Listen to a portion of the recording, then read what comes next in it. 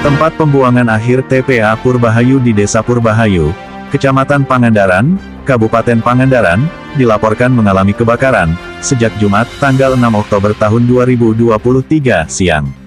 Hingga Minggu, tanggal 8 Oktober tahun 2023, kebakaran di tempat pembuangan sampah itu masih belum bisa dipadamkan. Badan Penanggulangan Bencana Daerah BPBD Kabupaten Pangandaran Untung Saiful Rohman mengatakan, kebakaran yang melanda TPA Purbahayu masih belum bisa diatasi hingga Minggu pagi. Lokasi titik api yang tak terjangkau menjadi penyebab utama proses pemadaman sulit dilakukan.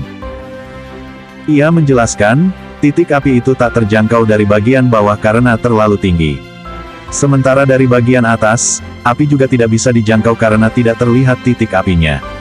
Belum padam. Kendala di lapangan, titik api tidak terjangkau. Karena posisi api ada di tebing sampah yang berada di tengah, kata dia saat dikonfirmasi Minggu pagi.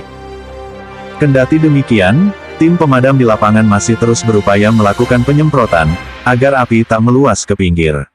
Selain penyemprotan, petugas juga melakukan penyekatan agar api tidak melebar ke lahan perkebunan warga. Kami bersama DLHK dan Damkar melakukan penyekatan dengan menurunkan alat berat untuk memutus mata rantai api. Berdasarkan laporan Taruna Siaga Bencana Tagana, Kabupaten Pangandaran, kebakaran itu diketahui sejak Jumat pukul 11.30 waktu Indonesia Barat. Api dilaporkan terus membesar menyebar ke beberapa titik lahan TPA seluas 3,5 hektar itu. Area yang terbakar update terkini hingga Sabtu, tanggal 7 Oktober tahun 2023, pukul 7.30 seluas 1 hektar, kata Ketua Tagana Kabupaten Pangandaran. Diketahui TPA Purbahayu memiliki luas 5 hektar, dan kebakaran melalap kawasan TPA seluas 1,5 hektar. Kabid Kedaruratan dan Logistik, Darlok BPBD Pangandaran Supianto, mengatakan untuk penyebab kebakaran belum bisa disampaikan karena saat menerima laporan api sudah membesar. Kami menerima laporan pukul 23.51, dan baru sampai di TKP pukul 1.10 api sudah membesar. Menurutnya tim Damkar Pangandaran menurunkan 2 unit mobil ditambah 1 unit penyuplai air BPBD, DLHK, PDAM dan PMI. Sampai Sabtu, tanggal 7 Oktober tahun 2023, pagi pukul 5.10 waktu Indonesia Barat kami masih di lokasi.